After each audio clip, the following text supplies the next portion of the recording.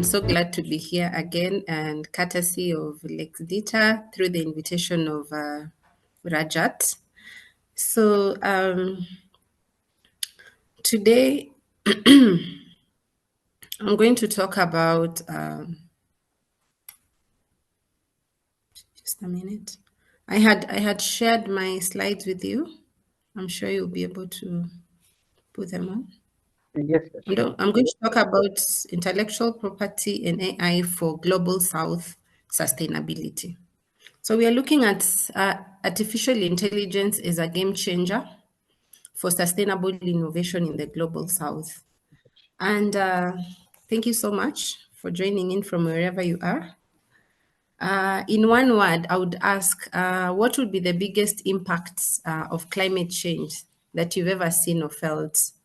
Perhaps you could, I'd like to see on the chat box, what is the biggest impact of climate change that you've ever seen or felt?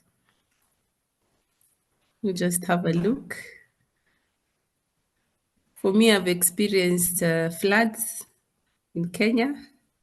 Okay. Now, it's very clear that climate change does not require any sort of authorization. It doesn't require any sort of authorization from any sort of government. It just comes, whether it's drought, whether it's extreme rainfall, whether it's global warming issues, and it affects across. It's a global challenge. It's a global challenge, especially for us here in the Global South. And so today it resonates with the theme of Eco IP, protecting sustainable innovation in the age of AI.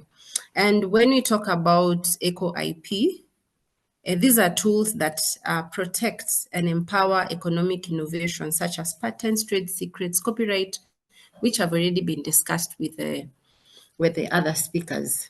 And when you also look at eco artificial intelligence, this is artificial intelligence that is used to solve environmental and social challenges, such as smart farming, clean energy, or even pest detection.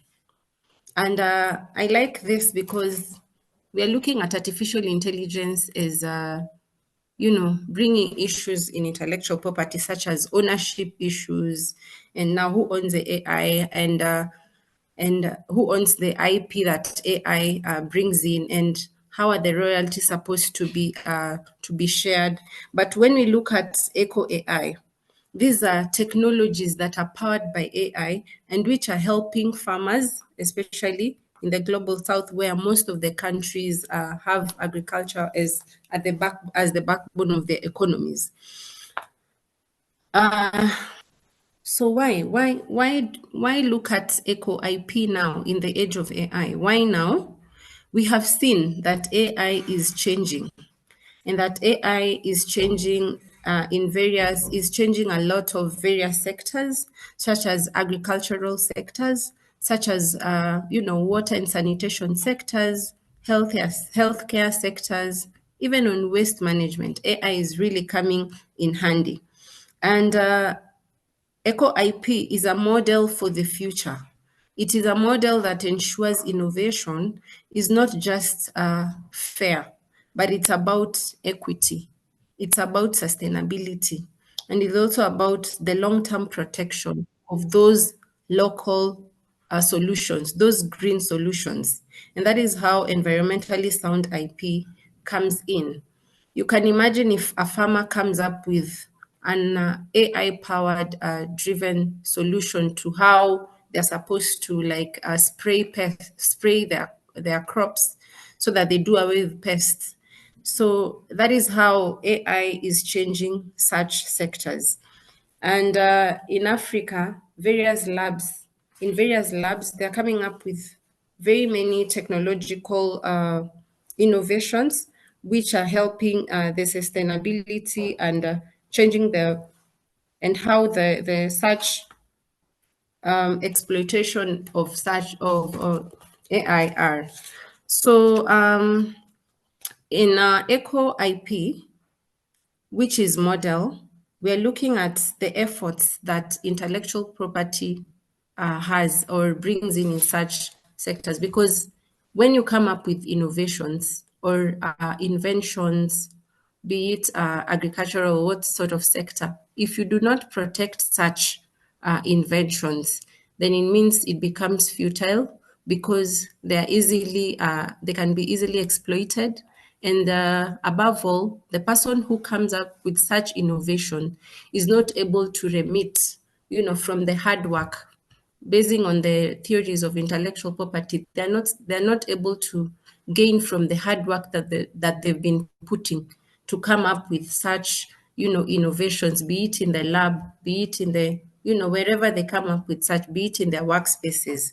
So it is important that intellectual property comes in, even if we agree that artificial intelligence is beginning to play a bigger role where human beings are unable to reach. So in Africa, 70% of the food comes from the smallholder farmers. And these smallholder farmers have farms which are vulnerable to droughts, floods, pests, and price shocks because most of them are not so literate in terms of the digital. There's a very wide gap in terms of the digital divide. But AI is now coming up to help such farmers get early warnings, to get pest detection, and also to get personalized crop advice and even mobile-based credit access through AI-powered technologies. Uh, these tools don't replace farmers. These AI tools actually don't replace farmers. But what these tools do is that they empower them. They empower such farmers to adapt and thrive. But this can only be done with intellectual property. This is how intellectual property comes in. The tools they use or develop are vulnerable to exploitation. Hence, if they're not locked, if they are not protected, if they are not made exclusive to the owner so that the owner is now the one to authorize their use, then the such innovators will not gain from their innovations. I'm looking at AI in agriculture in the global south, and I'm looking at Kenya, I'm looking at South Africa, Ghana, because these countries mirror diverse geographical climate and agriculture. That is in the east, Kenya in the east, South Africa in the south, and Ghana in the west. And modern farm management platforms that are powered by AI integrate data from various sources, such as the weather stations, soil, satellite imagery, so as to help provide comprehensive decision support for farmers. And AI-powered systems now transform raw data into actionable recommendations, which are able to help farm managers or those who are working in the farms to optimize operations across their entire businesses. Now, when we look at South Africa, South Africa has a precision kind of farming. They have precision agriculture for the development of various projects, and this demonstrates the use of mobile technology. They use mobile technologies to deliver tailored agricultural advice to smallholder farmers. And South Africa also has initiatives that illustrate the application of satellite imagery in monitoring crop health and improving land management practices. And these are great examples of how innovations powered by AI can be leveraged to address specific challenges in the agricultural sector. And the use of these projects in South Africa has got good outcomes because now there's improved agricultural productivity and resilience. The weakness that has been seen from the reports is that there's a lot of digital divide in terms of those who can access digital tools especially those in the rural areas who are mostly disadvantaged. And therefore, there's need to reduce the gap in digital access and literacy because this limits the reach and effectiveness of technological solutions for many smallholder farmers. and this in turn hampers productivity. So when we look at Kenya's agricultural sector is pivotal to its economy and food security. But it has, in the past, experienced severe droughts and severe drought that adversely affect crop yields and food security. Because in Kenya, the agricultural sector is highly dependent on rainfall, which at times are also cannot be predicted. So it's important to know that it has been at the forefront of adopting digital solutions to enhance agricultural productivity and resilience. And it has, through various projects, we have Safaricom, which is a mobile service provider. It has a project known as Digital Farmer Platform, or shortly known as DG, that helps farmers to access marketplaces, financial services, and also tailored agricultural content. And this is with the use of AI technologies. It also uses satellite technology and precision agriculture, which is now gaining traction. These technologies have enabled farmers now to be able to have or make informed decisions, optimize their resource use, and also enhance crop yields. They're now able to access real-time data in terms of market, in terms of the weather forecast. So, and this has now enabled them to make decisions on when to plant, when to harvest, when to spray. Yeah, the outcome is that now more farmers have adopted a significant improvement of their crop yields. They have reported reduced losses, and they've also reported that now they're able to to know when the pests have have affected their crops. Early detection. So such devices, these AI-powered devices, have also now bridged the information gap that historically has marginalized smallholder farmers. So the weakness again in Kenya, as a case study, is that there's that digital divide. Those who are in the rural, those who are in the urban, the people in the rural areas, they are unable to access digital tools as much as those in the urban areas are able to.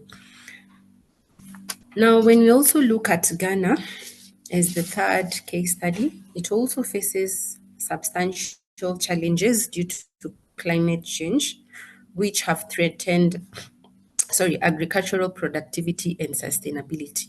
And therefore, in response to these challenges, Ghana also explores AI use and digital technologies to improve agricultural resilience and productivity.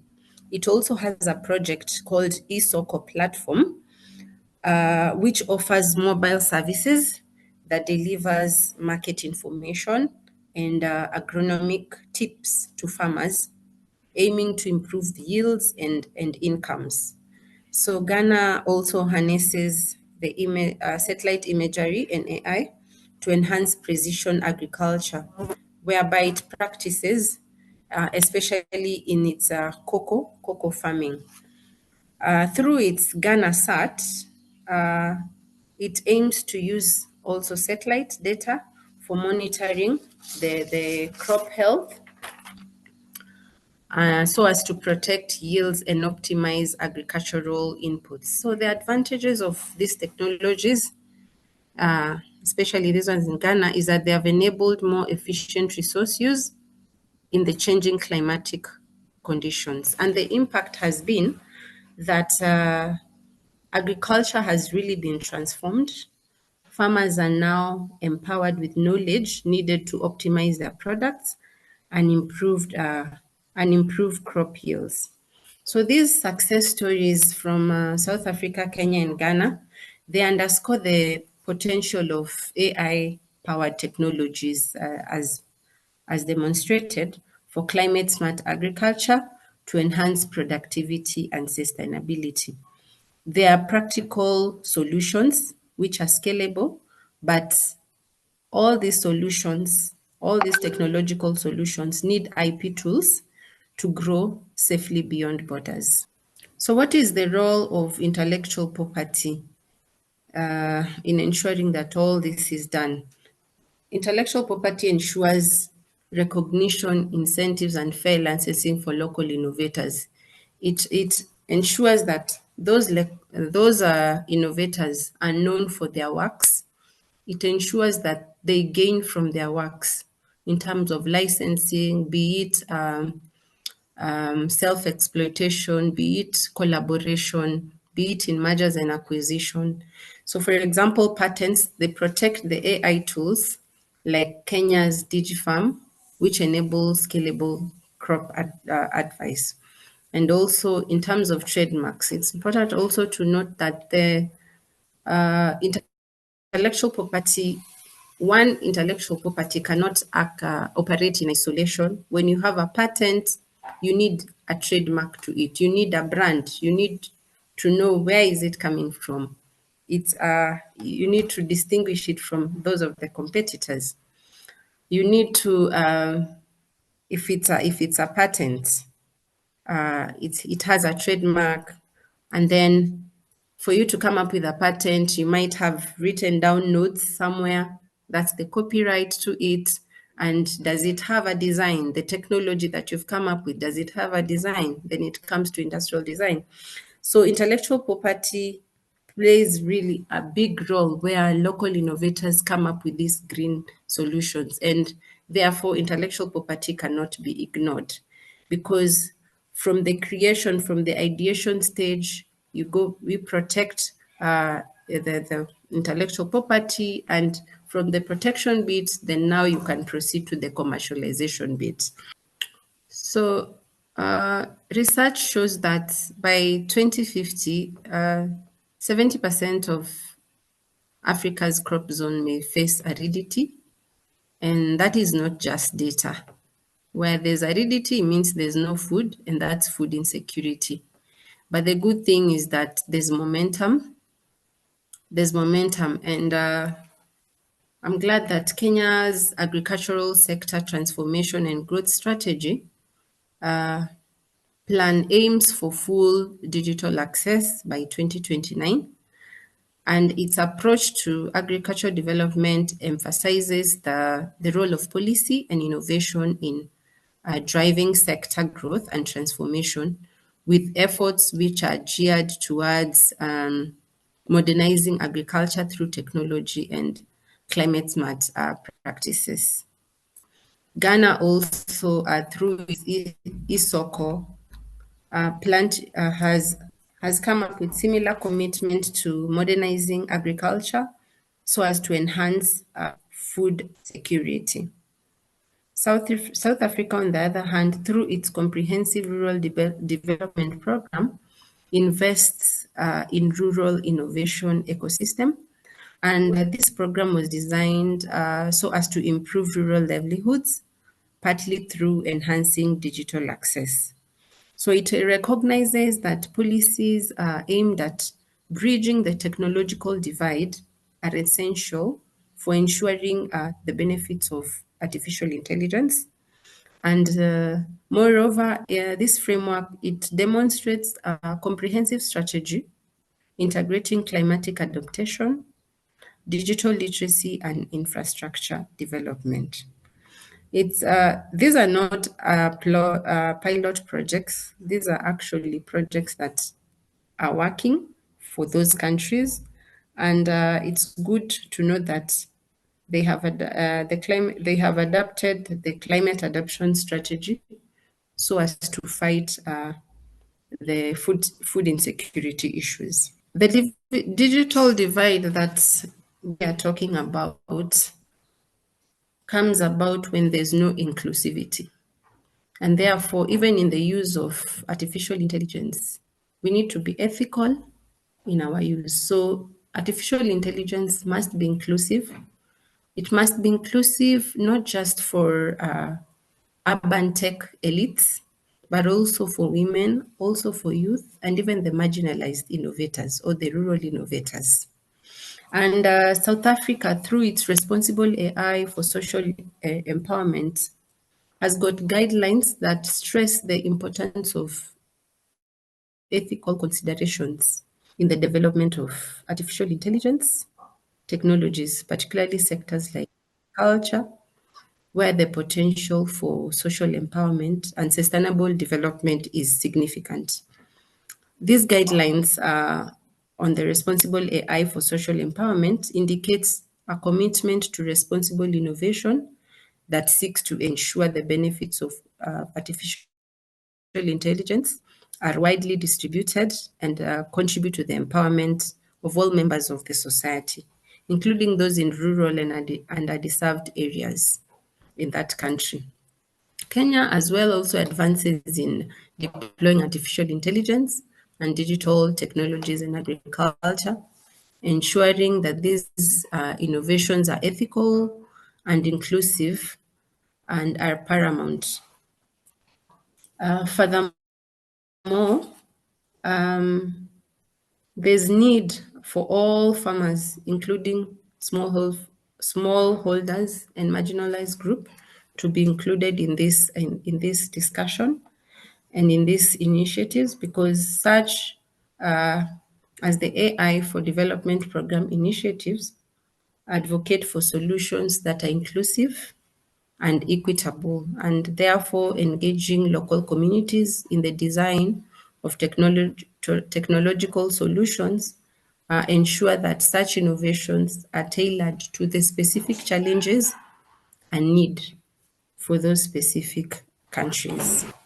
So having had all these discussions, what needs to be done? What are the recommendations? Grassroots, grassroots are supposed to be supported in terms of the digital innovation, in terms of reducing the digital gap, the digital divide gap, and in terms of access. IP awareness is still supposed to be done. I see it here in the global south. There's still lack of awareness. It's still very, very insufficient, even in various organizations. Further, we should encourage collaboration. Collaboration is also key in fighting these issues because, as we have seen, climate issues are global issues which cannot be fought in silos, but in collaboration. And additionally, even in using such AI, we need to be ethical. Look into the AI, responsible AI principles. Further, investment in local AI talent, governments to continue investing in talents, recognizing the importance of technology in driving agricultural transformation. And lastly, we should protect our green ideas and grow impact globally. Thank you for your time.